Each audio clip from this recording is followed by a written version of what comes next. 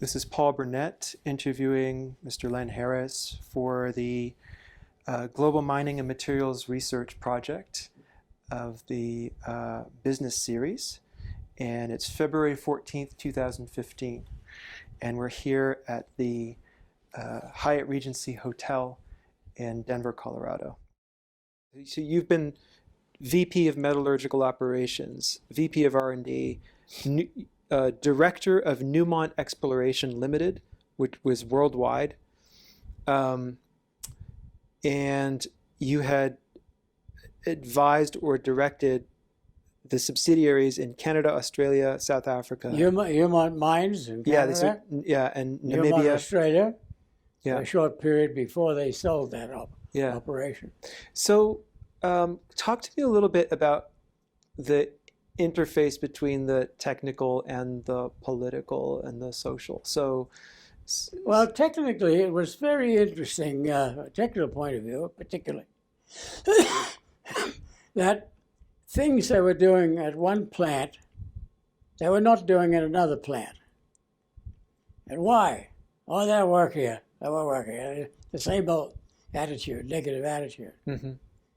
So I started by bringing together all of the plant superintendents all over the world. Mm-hmm. We had the first meeting in Tucson, Arizona, and let people, instead of talking to me about this equipment that they have in southern Peru, for example, Mm-hmm. the southern Peru superintendent can talk directly to his superintendent. Right. And there were several things. One was called particle size monitor, which is an instrument which records always the size. Right, when you're crushing. Yeah, yeah. and control the feed to the plant. Right. That's what they do in southern Peru. Right. And I tried to talk to them in Palabora to do that. No, that won't work. So anyhow, I brought this guy who was selling this equipment there and let him talk to the superintendent. And I said to him, why don't you give them one to put on trial? He said, yeah, that's a good idea. And he did. And there were other cases that, principally it was this case of negativism Mm-hmm. from one plant to the other. Mm-hmm. The size of the equipment, the type of equipment, Mm-hmm. when it should be Denver, for example, it should be Outokumpu, or it should be somebody else's equipment. We love it in this place. That don't work here. Mm. And then we had another one I called the Mill Managers Conference in Elko, Nevada. It was a very, very good system. Yeah? Yeah. Now, politically, while we were in Peru, in southern Peru Copper Corporation, we owned 11% that operation. In South Africa, in the time of apartheid, Yeah.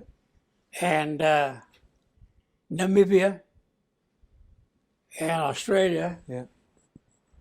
and South Africa. And politically, Newmont was always on the front edge of this. Mm-hmm. The Afrikaners, that's the said Dutch, people of yeah. Africa, South Africa.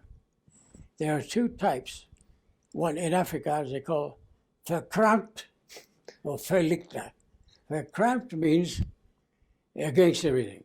I see, yeah, against any change. Right. Verlichte it means the enlightened ones. Right.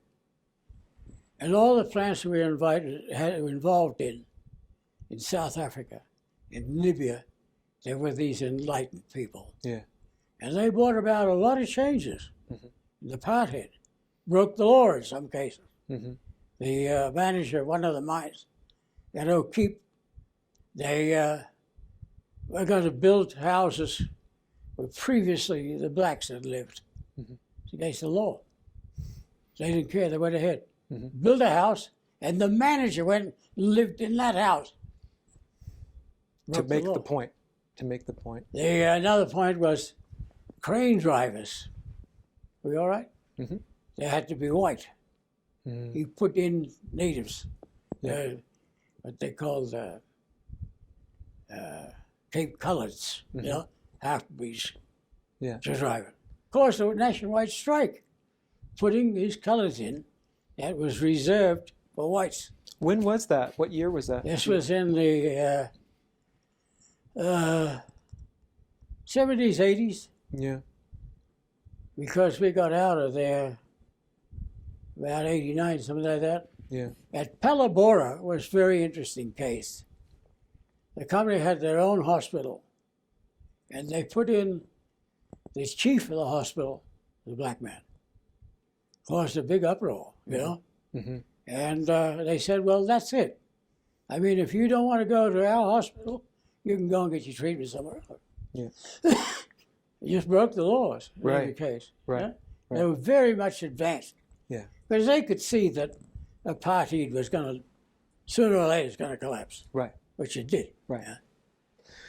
So I'm hearing that there's you're always looking for the guys, the folks who will say, give it a bash, the people who are willing to take a chance on something new. We always did. Yeah. We always looked for enlightened ones. Yeah. Yeah. Yeah. That were positive thinking, you know. Yeah. And My daughter went to Notre Dame University. Mm-hmm.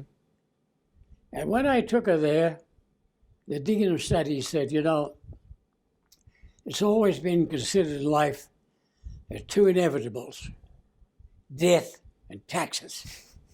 I think that comes from one of the founders of the UN. And she said was a nun. He said, there is another inevitable, not necessarily for the good, nevertheless inevitable. That is called change. Mm-hmm.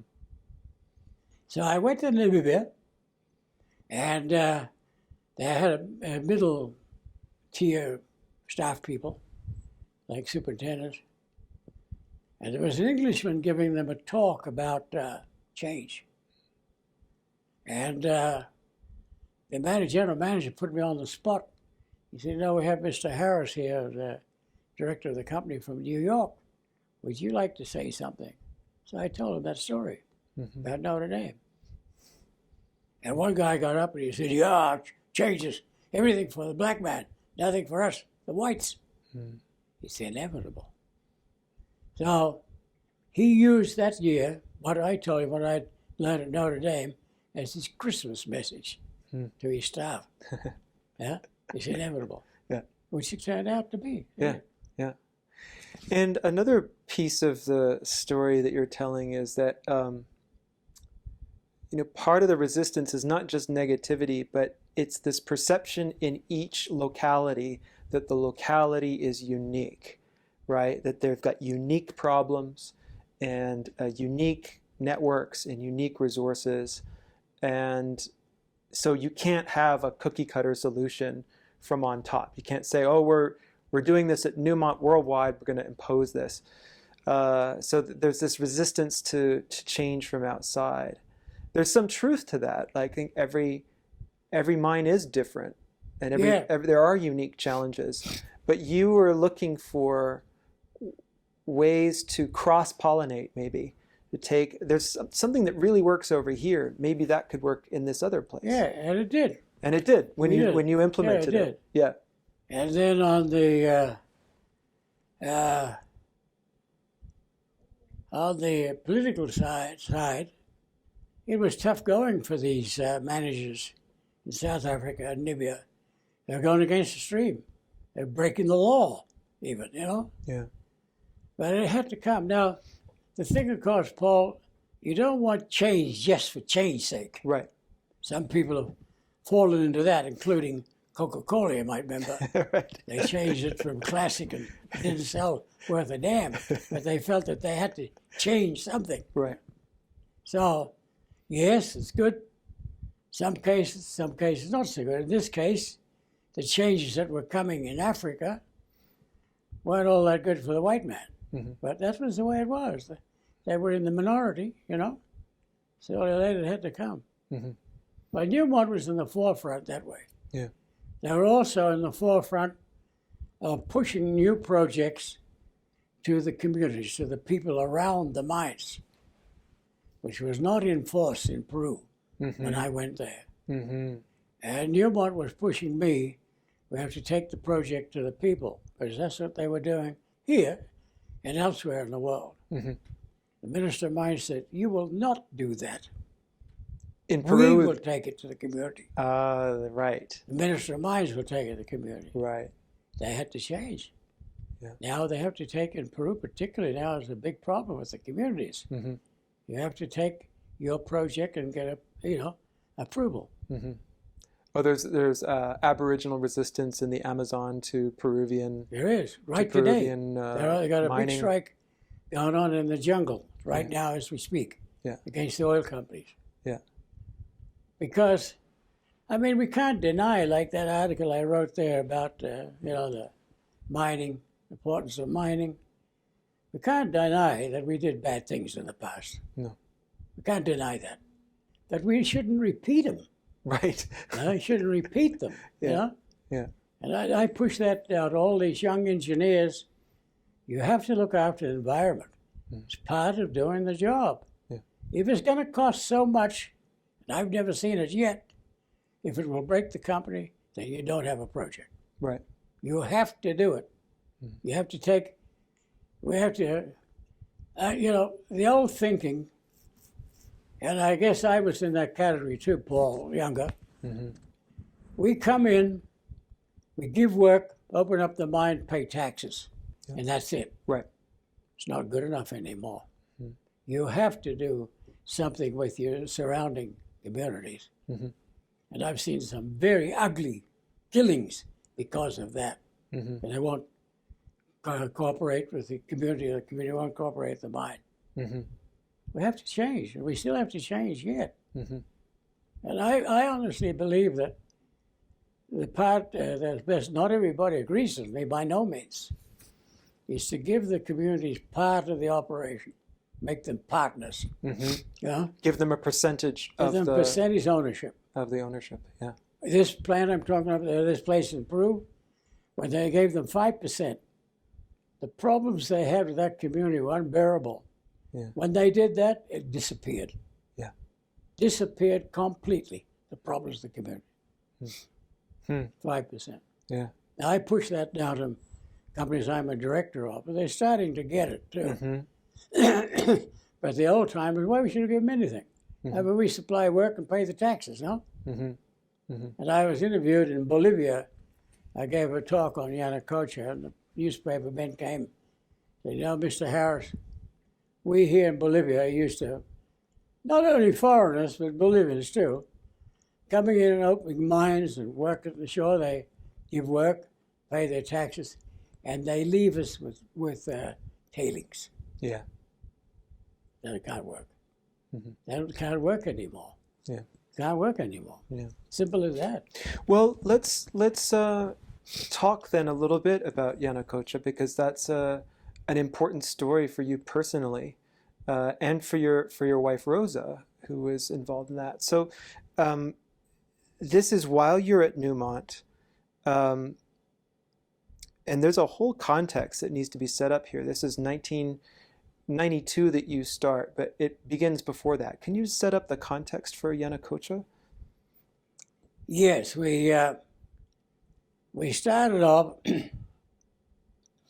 with the French owned the property. French Bureau of Mines, they owned it. They had no money. They had to develop it. They had an exploration camp on site. The Japanese had been there. Cerro de Pasco had been there. The British had been there looking for silver. And there was a guy called Aubrey Pavitt. He was a geologist, born in South Africa, but Australian nationality. The company decided that they wanted to have a greater presence in South America. Mm-hmm. He couldn't speak any Spanish, so he went with me. First of all, we went to Chile. But Chile was just getting over the Andy campaign, and hundreds of people were flocking into Chile in the mining business. So we came too late. So we went to Peru, And I took him up. We looked at this Yanacocha, and his eyes literally shone like diamonds. He said, "This is a gold property. This is a disseminated gold property." Oh, yeah? All right, so we started, and fair enough. That's what it was. And the company then, Yanacocha, was formed in July of '92. It was Newmont with 40%. No, Newmont with 20%. The French with 40%. And Buenaventura with 20%. And later on came the IFC with 5%. They're still there. Formed the company on those lines. And they started to drill it. And I was looking at the metallurgy of it. And we're doing work in the lab in columns, leaching it. Leaching it 1/2 inch, 1 inch, 2 inches, 3 inches, 4 inches. The same extraction. The same extraction. Didn't need to grind it. Didn't need to crush it. That was the beauty of it all. The French couldn't believe it. I said, "All right, you take some of it to France." They found out the same thing, that you could run a mine leaching, take it straight out of the mine, load it onto trucks, and dump it, and begin leaching. Yeah. It worked. It worked the same at 1/2 inch as they did at 1 foot, or 1 meter even. Right. It's an exceptional deposit, exceptional deposit. For It had been worked before by the Spaniards. Yeah. They took all the coarse gold out of it. Right. But this was fine gold. This was, well, it was 1.3 grams. And I said, Alberto Benavides said to me, he was on the Buenaventura side, of course, you know him? Ever heard of him? No. I mean, he was chairman of Buenaventura, which became the other partner. Right. Today, well, how does it go today? Newmont is 50%. Buenaventura has 45%, and the French and the IFC has 5%. And the French are out completely. The French were out. Yeah. It's another story, of course. But anyhow, he said 1.3 grams. We're throwing away higher grade than that from our mills, because this business of heap leaching had not reached Peru yet. Yeah. It was developed out here in Nevada by the U.S. Bureau of Mines. And it was very useful in Nevada because the ore contained a lot of clay.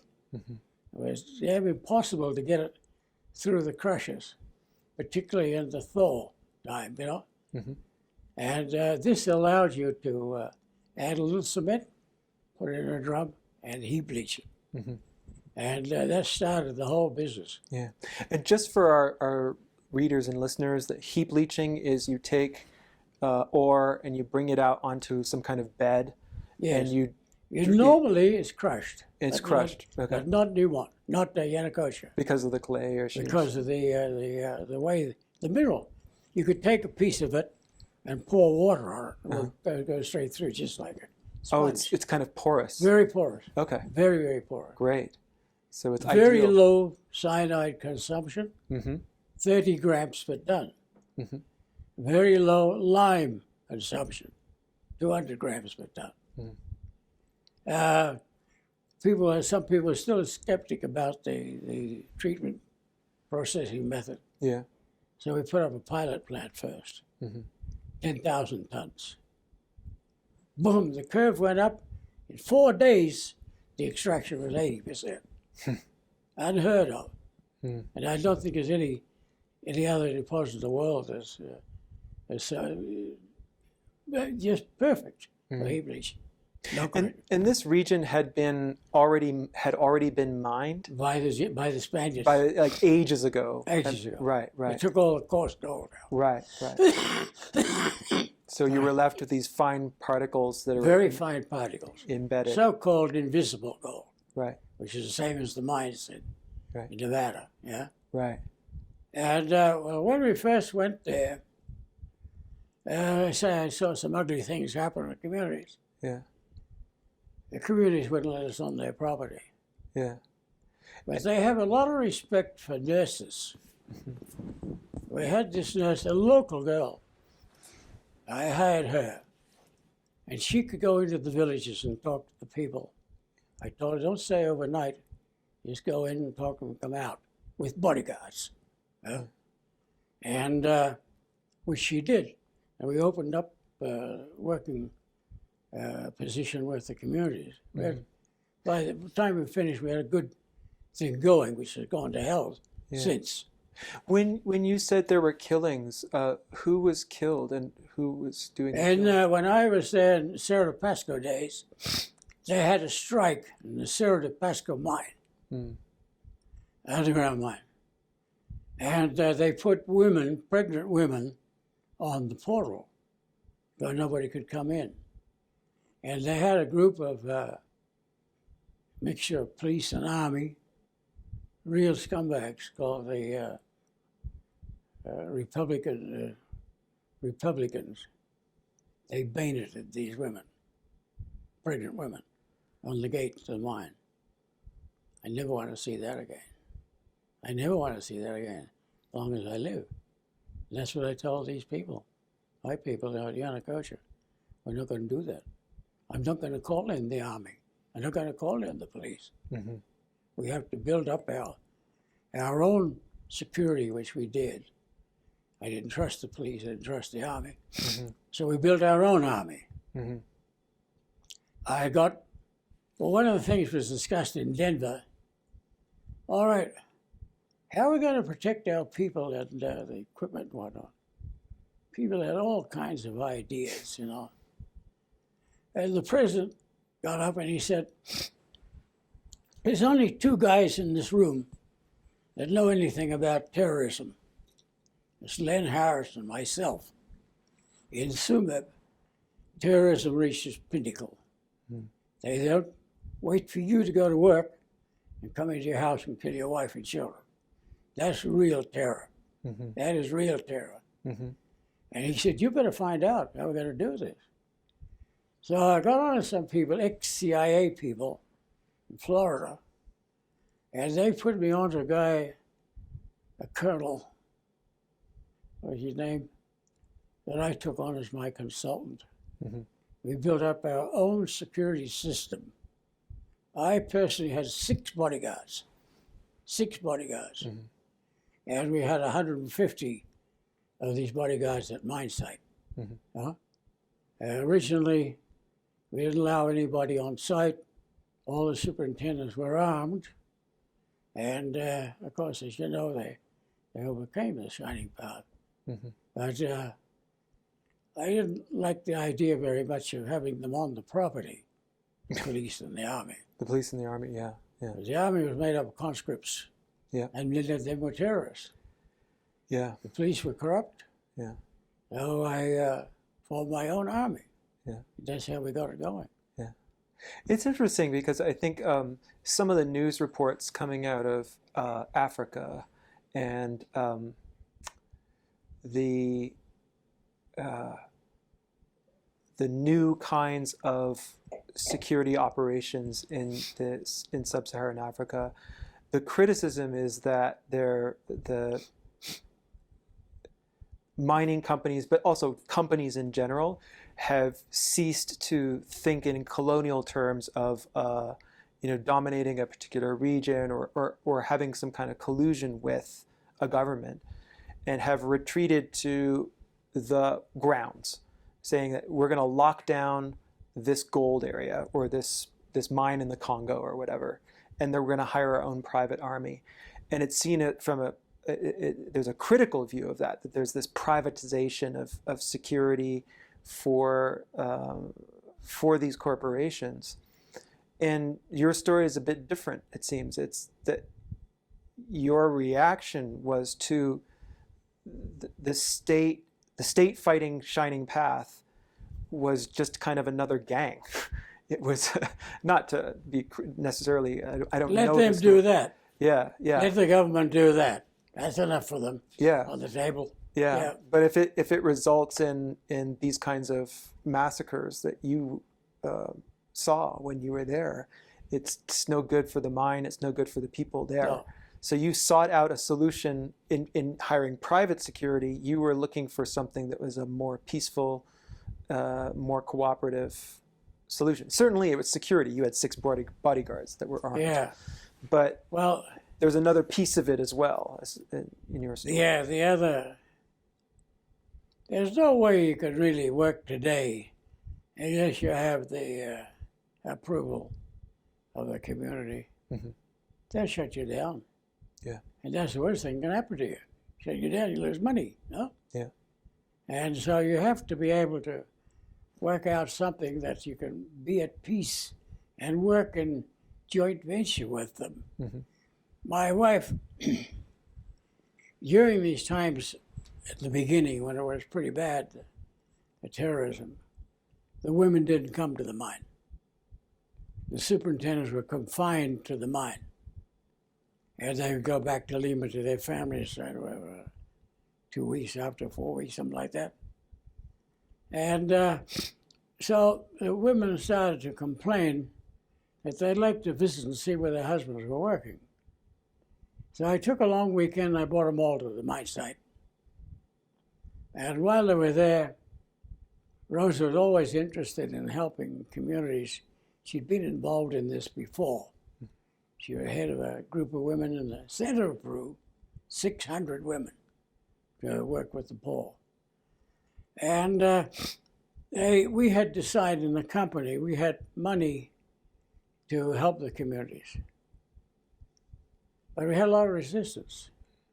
But once we started to wear down the resistance a bit, then she said to me, you know, there was a school nearby the mine, and we're planning to do something at the school. And she went with these women and saw these little kids literally starving. 80% of malnutrition. Mm. They didn't believe me when I said that. So I hired 2 doctors to go and check it out. 70, 80% malnutrition. This day and age. Mhm. She said, you're wasting your time, what you want to do at this school. I said, why is that? You have to feed them. Well, I don't like to get into anything, Paul, you never get out of, Mhm. you know? So we set it up. I brought a woman down from the States, anthropologist. Debbie, I said, find me the food. And she found the food through the USAID. Right. So then we put this system together with Rose's group, that we would, the company would supply the stoves, and the food would come from USAID, and the women would cook the food and give the kids one good meal a day. Yeah. And it worked out very well. Then they started planting garden plots at school. The USAID said, you know, if they would supply some of their own food to put in the pot, it would be easier for us to get it. So they started growing potatoes and vegetables and everything that they could put in the pot. Worked well. Mm. But I was very cautious about giving things. We later called it, Paul, a hand up, not a hand out. Right. And they had an old folks home there run by a Spanish nun. And I went to see the bishop, and he deliberately wanted to talk to me in this old folks home. So I did with the Spanish nun, little short nun. Very, very, very, very innovative. She ran a big brick plant in Cockermouth. And the bishop said to me, you know, they're running a very high electrical bill here. They have a big pot. They make a big stew every day for the old folks staying there. Costing them $1,000 a month for electricity. And he said, maybe you could help them. I said, well, let me see, let me think about it, Monsignor. So I sent the electricians in to see, why are they using so much electricity? There's a big stainless steel pot heated by electricity. We threw it out, put in a gas-fired kettle. The electricity bill went through the floor. I paid for the pot and the installation of gas. That was into it. Now I'm out of it. Right. And I always worked on that type of thing. I don't want to get involved. I can never, ever get out of it, you know? Right. One-time deal like that worked very well. Right. Solved the problem. Yep. They were very happy. We were very happy. Right. Yeah. Right. But it has been, in fact, it's been quite a transformation in my own life, because I belonged to that old school before. Yeah. You know, you build the mine, you pay your taxes, everything else is up to the government. Yeah. They don't have the money. Yeah. I gave a talk on this up here at Vail, and one guy got up and he said, "Why are you doing this? Isn't that the government's responsibility?" I said, "Yeah, normally it is, you know, and Canada, the US, Australia, they supply the schooling and the food and whatever. But these countries, they're so poor, they don't have that money." Right. Well, the old attitude that you were talking about, I'm guessing that some of the resistance may have been in the mining community, may have been this fear that if you give an inch, they'll take a mile. Yeah. Is that sense? And that kind of is implicit in your, I like to get in, but I don't want to not be able to get out. And the sense that in the negotiations that governments had with mines, they would begin a contract and they would invest and they'd have spec'd out the responsibilities and mutual obligations. And then once the mine was there, then the government would say, oh, now we're going to increase taxes, or now we're going to add this special duty, and the terms would change and the mines would feel like, oh, this is never going to end. That's one thing they never did improve. Okay. It's still the original contract which I signed, 30% tax. Still is today. They asked for a voluntary donation from the mining companies to a fund to help those communities. And of course they got this deal, what's it called, where 50% of the company's taxes is returned to the region. That's a lot of money. Yeah. A lot of money. And that's a good deal for the mining company. Absolutely. Yeah. It doesn't cost the mining company anything because it comes out of their tax budget, you know? Right, exactly. But really, we have to think differently, you know? Yeah. We really have to look for ways to do this, because the thing is getting out of control now in Peru. They stopped some, multi-billion or over billion projects. There's one there, Yanacocha, Congo, $4 billion. Will hire 10,000 people, direct. Isn't that a good thing? Right. Isn't that a good thing? The people voted against it. Right. And the guy who stirred them up is the regional president, who's in jail. Yeah. He's in jail. Yeah. Well, in those cases, sometimes they're worried about if it's Aboriginal people in You can Amazon, see that they would be worried too. They're worried about their water Particularly supply. water. Yeah. You got to poison our water. Right. You got to steal our animals. Yeah. One thing I did at Yanacocha, because we had a surplus of water there, big surplus, rains a lot. Right. So I directed. We have a lot of water treatment plants there. I don't remember what it is today, but thousands of cubic feet per minute of treating water, which they give free to the farmers.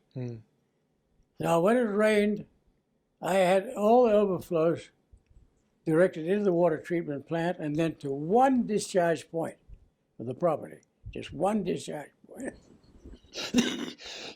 She could control it. But, well, I don't.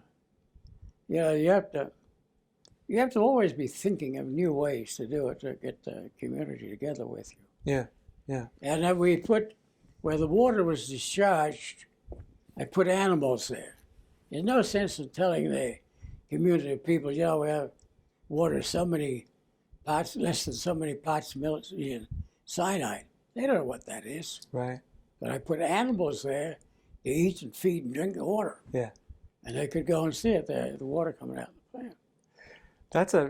There's another story. I interviewed Roshan Bapu in last March, and he told this story of people who didn't believe that the water was purified, that was clean from their operation. So he got them to stock the reservoir with fish, and the fish were. He said, "Go test the fish," and they're like. Well, we have trouble even in this country with the water, Mm-hmm. Because here in the West, in some parts of the West, the Indians have what they call water babies. Mm-hmm. The water has little babies in there. You take the water and you kill them, you destroy the babies. You prove the mountains are sacred. Mm-hmm. You're destroying the mountain.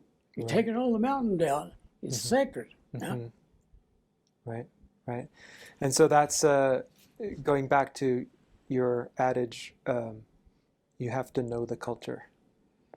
That's the really important, and if it's especially if it's dramatically different from your own values, from your own ideas, you have to understand why people act the way they do, and talk to them. It changed my life that when I took my daughter to Notre Dame.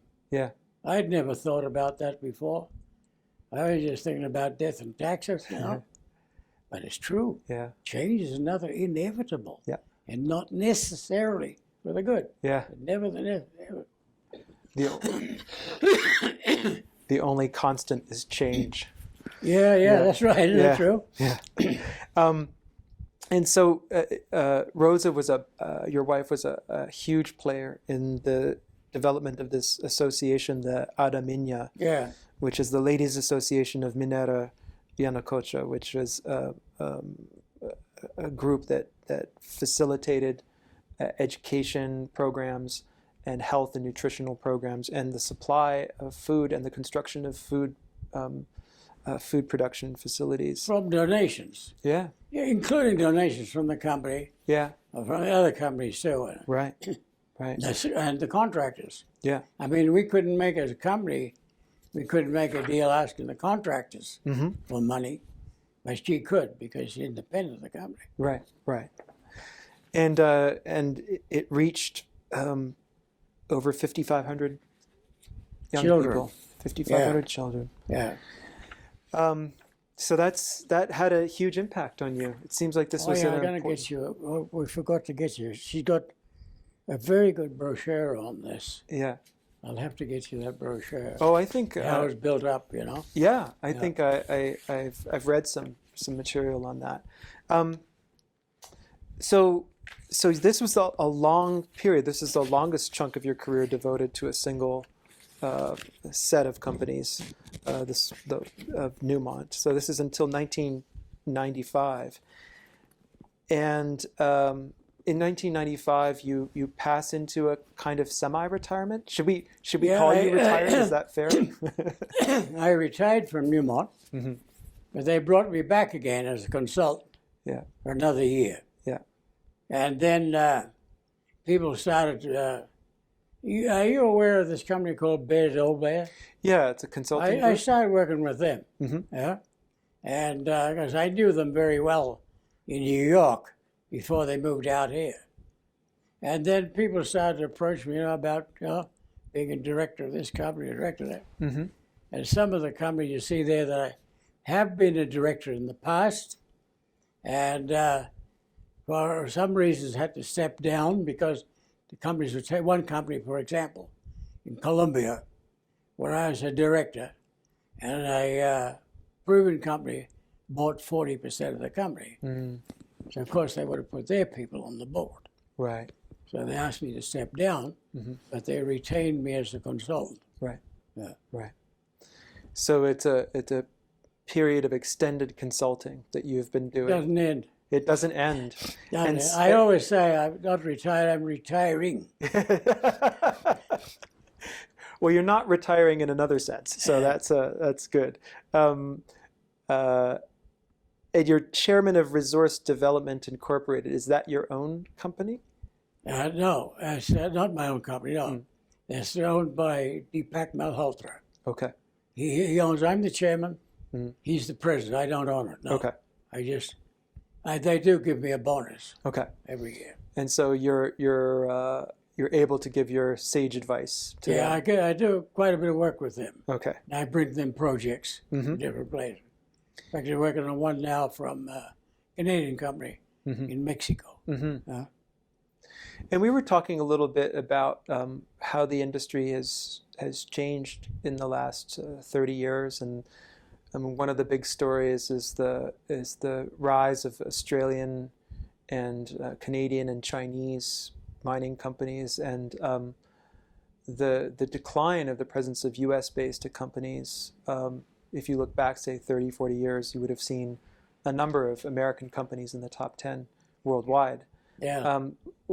What accounts for that in your opinion, and what can be done to sustain the health of mining in the United States? Well, what they're doing quite a lot of is consolidation. You know, companies taking over each other. Right. And many of them, there's still places in the U.S. that are friendly with mining. The state of Nevada, for example, you know, Right. people are still flocking into that state. I was director of another company that were about to open a gold mine there called Solitario Resources. They have their headquarters here in Denver. And but what particularly is hitting the mining industry, and particularly these days, is EPA. They're going overboard. You know, they're exceeding. You know, they're bent on shutting down the coal mines. And they really got a real war on the coal mines. And now if they get these further things in about regulations, they'll kill the industry. You know? And it's an industry that hires a lot of people. Yeah. It's an industry that supplies 50% of the power in the U.S. Even so, that's a big amount of power.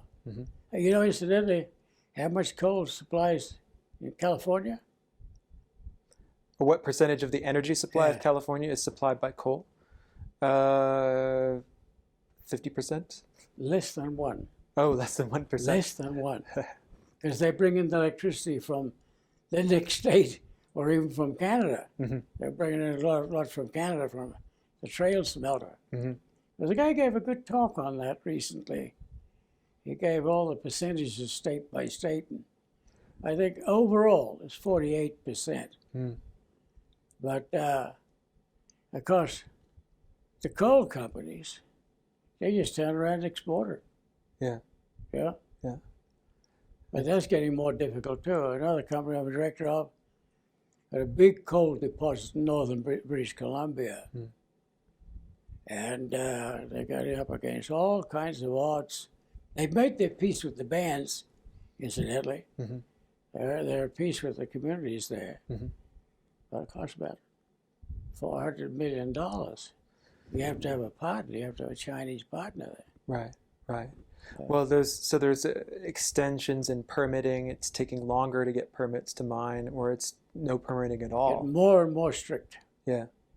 More and more strict to the point that they'll shut them down. Yeah, it's weird. It seems like there was a period of, it was initially, I'll talk about this more with some other interviewers this week, but in the 70s, it was this terrible learning process for the mining companies, because the EPA would come in and would not know necessarily how mining operates. And so they would have to teach each other sort of back and forth until they could reach a kind of equilibrium over regulation. And then in the 80s, the EPA arguably was weakened. You know, the regulations were more lax. But now it sounds like since 2000, when did this start to get more strict for the EPA? With Obama coming in. Okay. That's exactly. Although it was already coming in, particularly some states. Yeah. You know, okay. At the state pretty level. well banned mining in their states, like it is in Montana's one. And Minnesota was, but they seem to be coming around now, more in favor of mining. But well, it used to be, of course, well, in my youth, miners were very welcome. You know, they opened up mines where there was nothing there before, and some very large cities came out of mine, like Toronto is one, San Francisco is one, Melbourne, Australia is one, and there's one that they developed in South Africa called Black Mountain. Belongs now, I think, to an Indian group. So in the United States, it's become more difficult to mine in many ways because of increasing regulation. So. I had a call from the senator here, Senator Bennett, Democrat, on the phone. Obama was going to give a talk next week. He said, "What would you like to hear Mr. Obama say?"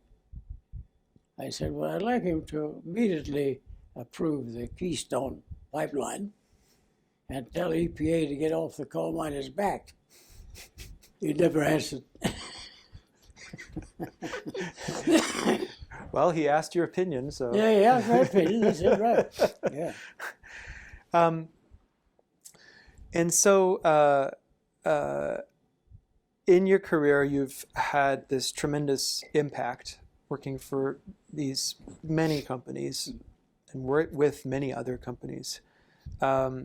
You've also been recognized by the industry as well. So you are Mining and Metallurgical Society of America Gold medal, yeah. Gold medal recipient. And you've also been involved in kind of service, professional service. Can you talk a little bit about the things that you've done and why you've been involved in? Well, I believe that we have to support those organizations and institutes that support mining, you know? And so how do you do that? Well, you have to get on committees then, try to do something.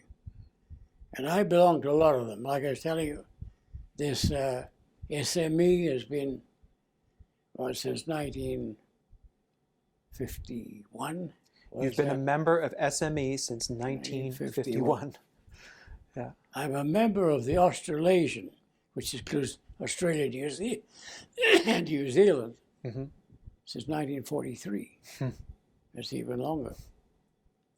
And MMSA, I joined in New York in 1973. And then I was the one that opened the section here in Denver. I started the section in Denver. And their mission is to protect the mining industry, you know? Right. They started the Bureau of Mines, in fact. And then, of course, the Australian one. And, well, they're all trying to do something to put the mining more in like that paper I wrote there, the positive side of mining. People have forgotten that. All they can look at is the negative side, you know, that pollution and stealing people's land and all that stuff. But there's a lot of positives. There are negatives too. But so those institutions, I belong to them in Peru as well, the College of Engineers, the Institute of Mining Engineers, and I served, in fact, I was a director of the Institute of Mining Engineers. I think the only foreigner ever was on that directive. And the other group in Peru, they gave me an Engineer of the Year award, which I'd never given to a Peruvian before, to a foreigner before. Right. I find them useful. Yeah. They're, I think the industry doesn't use them enough. Yeah. The industry seems to be flying in different directions, flying under different flags. Yeah. They don't join together. Right. And it's been like that forever, and I think that's a big mistake. And the fact is, they have these institutes and organizations that could do more. Right. You know? And I think SME is doing a very good job in that respect, bringing to people's attention the positive side. But it's an uphill battle, I tell you. Well, it's interesting. Sorry. Because we have a bad past. Yeah. You see those photos? Yeah. That's bad. That is very bad. I mean, we threw everything in the river or into lakes, you know. Can't do that. And it's only in recent years that it's hit the miners that they need to protect the environment. And there's still resistance to it. And it's enforced not all that heavily because by the World Bank, they just put out guidelines. Has no legal strength behind it. Right. But I got into an argument about this in Peru. Yeah, but we don't need them. Yes, you do. Because what's happening now is every lending institute, you have to have a clause in there you abide by their guidelines, or you won't get any money. And money talks. Yep. So it's been forced on them, money, but it has to be. Right. Maybe there's saturation of these things, you know, perhaps be more consolidated.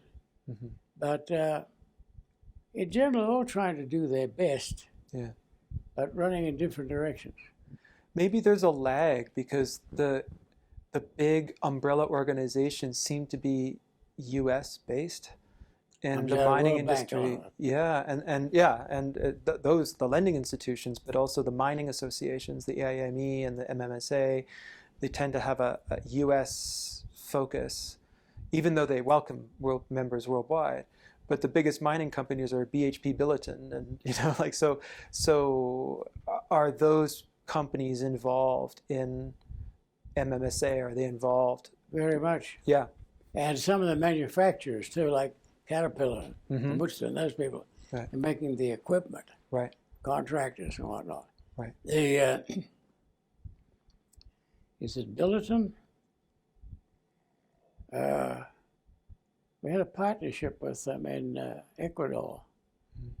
They have very strict rules on how their people should behave, you know?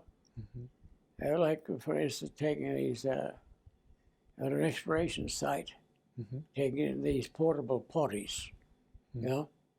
And some of the exploration geologists think it's crazy, but it's not. It's the right thing to do, you know? It really is. Right. It's all pollution of the land. That can't have that anymore. Right. You just can't have that anymore. Right. Otherwise, you'd have everybody against you. There's from the, what I was going to say before, from the community's point of view, they're scared. Yeah. They hear from these radicals. There's one in there, I got a paper there, about how they're going to poison your water, steal your cattle, steal your land, you know. And that has been going on in the past, you know. It has. Can't do that. Right. Can't do that. So the mining industry is partly at fault itself. And, you know, when I was Yanacocha, I won't mention the partners, but one of the partners said, we're overdoing it on the environmental side. We were not. He said you were overdoing it? Overdoing it. Yeah. We were not overdoing it. We were doing, in fact, well, with Newmont, their policy is they won't do anything less in any other country than what they expect to do in the U.S. And I think that's a good policy because we're ahead of the game here now, in spite of the fact that we have a lot of opposition from EPA. Right. Companies are not throwing stuff in the rivers or the lakes now, for example. Right. You know? They're not doing that. Right. And the same thing with moving people off of their properties. That's another one that's put down by the World Bank as being guidelines again, how to handle the movement of people if you want to move the township. Right. And we've had some good experiences with that, some bad experiences. They had a big one in Peru recently. The Chinese moved the whole town, built a new town. Right. A place called Chinalco, which is a big copper producer, will be bigger. And how you should act with the people, you know? And you have to go into discussion with them. Right. Before, you mentioned before, you know, that people would just go to the government, or the government, the Ministry of Mines. He would approve it. That's all you needed. Not enough now. Right. Not enough. Right. So there's ways of doing it, but it has to be done. Right. And there's resistance. Right. Right. Well, Mr. Harris, I want to thank you for your time. Hey, you're very welcome. And Paul. I enjoyed it. I hope we can have some more time, because I think your career, there's more to talk about. So hopefully we'll get more time at another interview at some point in the future. We will. Okay. We will, yeah.